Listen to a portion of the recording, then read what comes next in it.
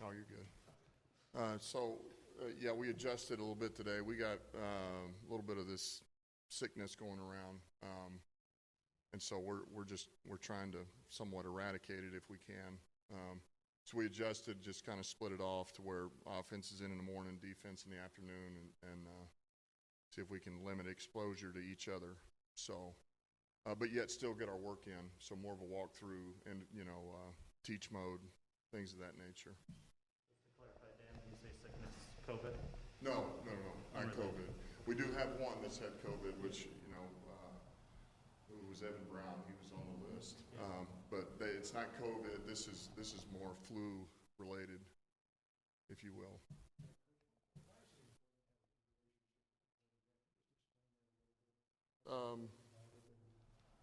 Yeah, well, I mean, I think that it's kind of where he goes, we go as a team. That's why, the fact of the matter is he's got the ball in his hand more than any other person on this team. So the decisions he makes, the way he feels, his confidence,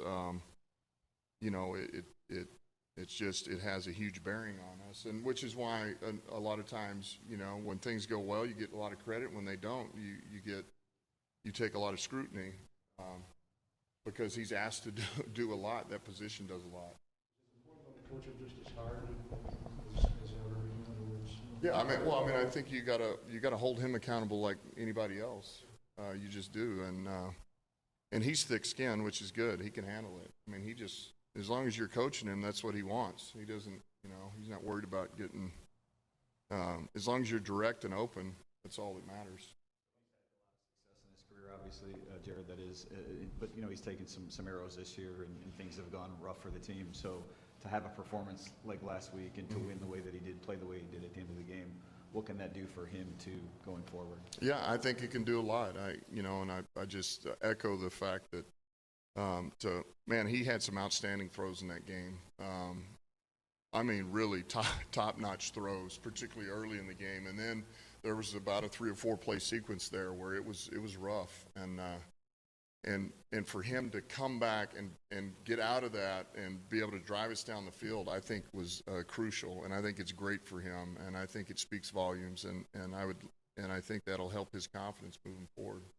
The motivation to finish this year strong. I mean, it's going to be you guys win another game. It's always going to be the percentages of the number one pick and all this outside stuff coming in, but within you, your motivation to finish the season strong. Can you speak to that?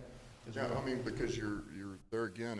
That's what this whole season's been about, is what we're building for the future. And of course, we're in the moment, but the future is next week. Future's this week. It's next week. It's the week after. And so whatever we're building only extends not only the end of this year but next year.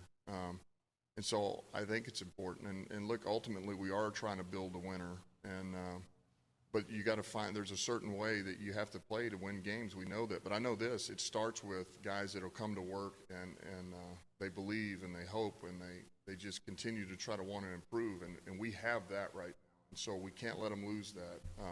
Now, that being said, I mean, hell, we're walking into Denver. This is a damn good opponent. I mean, and they're in the playoff hunt. And they know that, for them, basically, it is a playoff game. They can't lose anymore is the way they're looking at it. And so this isn't, this isn't some slouch we're playing. This is a damn good team. Speaking of Denver, their rushing attack is unique. I mean, they got 2 guys that have rushed for over 600 yards. I think 4.5 and 4.8 a carry. I mean, they're really efficient there. Just the challenge, the unique challenge of having 2 guys as dynamic as they have there. It looks like Gordon's going to be back at practice this week. So yeah, it is challenging, and I feel like everybody's got backs now, But these guys, yes, they can hurt you, and they're dynamic, and they do a great job up front too. Just schematically, there's a lot of things they do where they keep you guessing. They'll attack you with the same look, formationally, motion, all those things, and all of a sudden it goes the other way. And so there's enough mixture into what they do to where, man, if we're not sound up front, and with our backers, I mean, they can hit you and hurt you. And then once they get that, especially with Teddy, I got a lot of respect for Teddy Bridgewater because I think he's a winner in this league. And man, he'll hurt you in play action pass. He's going to be smart with the football. They can, even what happened last week now, they can possess the ball. And so we got our hands full defensively. Is Eric's question. Do you buy into, I guess, the ability to build momentum between seasons? I know there's a lot of roster turnover year to year, but in terms of establishing the culture, do you believe that that carries over into success the following year?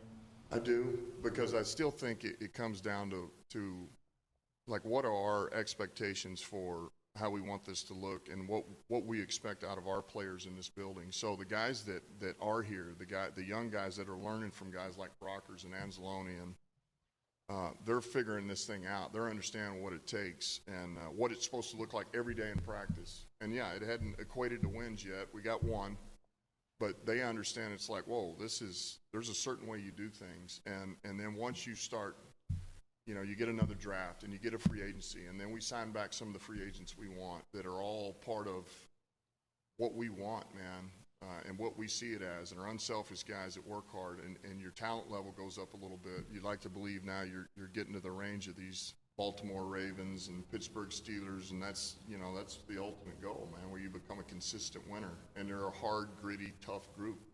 Last week you said you thought Swift might be a week away. You got any update on him, or how's he doing as well as far as health wise? All I can say is he's improving. That would be the best way to put it. There again, it was a walkthrough today, so he's improved certainly from last week, and it'd be hard for me to say one way or another what it looks like right now. We've asked you about Amon-Ra a bunch this year. It seems like he's always had sort of beyond his years knowledge of the game and understanding of it, even though broke up that pass on the 2-minute drill that would have been a pick. When you're scouting guys in college, how do you know that they have that sort of next level of thinking coming in? Yeah, well, I think a lot of it, first of all, Brad and those guys do a ton of research on these players. I mean, we check, and then they get double checked, they get triple checked. National scout, the local scout, everybody, and so you do your homework, your research on what their coaches think, teachers, anybody that has a relationship with them or understands them and the way they learn. That's one. But two is you can tell a lot on tape with some of those. Like Amon-Ra on tape, you could tell they moved him around quite a bit. They asked him to do a lot of jobs, and he had a savviness about him. Whether he was taught or not, he understood, like the spots and zones. He understood how to beat man coverage. You could tell he was a smart football player. And so that's proven to be true. And look, we've put a lot on him, and really every week I feel like we put more on him. Out of that receiver room, he's probably asked to do more than all those guys.